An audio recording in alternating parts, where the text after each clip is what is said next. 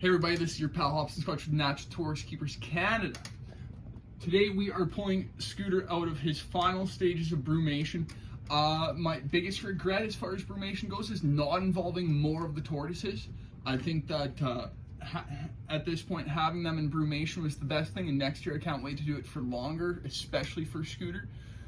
We started off this year and did a 6-week brumation. So he was in a temperature controlled garage that was kept between 3 and 7 Celsius.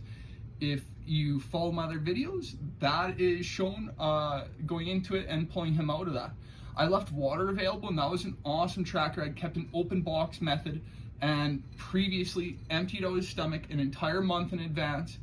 Had a worm count check done with him. That's the second worm count for Scooter. They're cheap through just about any vet. If you shop around, you can just send in a stool sample and get yourself a worm count. It's really not that crazy. But Scooter, I did an intuition method with, which I monitored him. I lowered his temperatures. I lowered his UVB. I removed his food. I only offered dry food for a section there. I kind of did a little bit of all that to try and mimic nature as truly as close as possible. This year we did a pretty long, it's not a rookie hybrid or brumation, I should say, and that was 6 weeks, where we totally had him just hanging out in his box. He did move a little bit more than what I was surprised, but those are typically days that the garage temperature got a little bit up, and he did not move. His little eyes were just sunken in.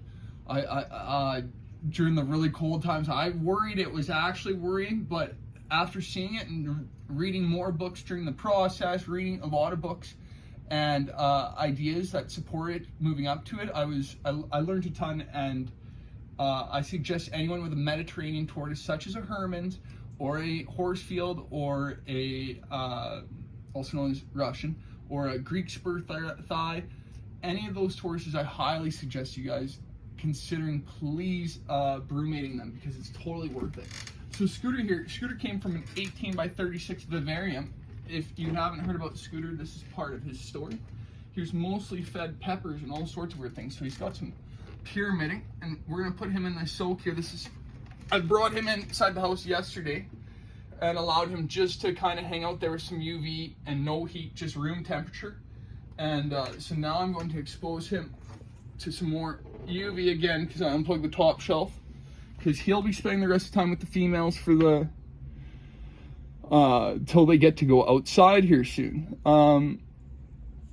But right now everyone's got an interest in that container, but I just like to slowly expose him to heat so that he can just kind of temperaturely warm up. Scooter always has a little bit of a whistle. I was worried that it was a respiratory infection, but it's not. It's just a dry whistle, just due to him being kept in choir, and I believe to be kept in an environment that they are crapping and peeing too much in the substrate. You need to provide a ton of substrate for these creatures. Without it, it's like, I just can't imagine having to live in a bathroom. If you keep your tortoise in an 18 by 36 vivarium, which is the size of my hand to the corner here, just understand that's like keeping a racehorse in a barn or keeping a dog in a cage, and it means I'd like to lock you in the bathroom for the rest of the week. So with that happy note, this is your pal Hobson Scotch from Natural Tortoise Keepers Canada. Gonna hydrate my pal Scooter and then put him in with the rest of the gals for the remainder of the weekend. Signing off.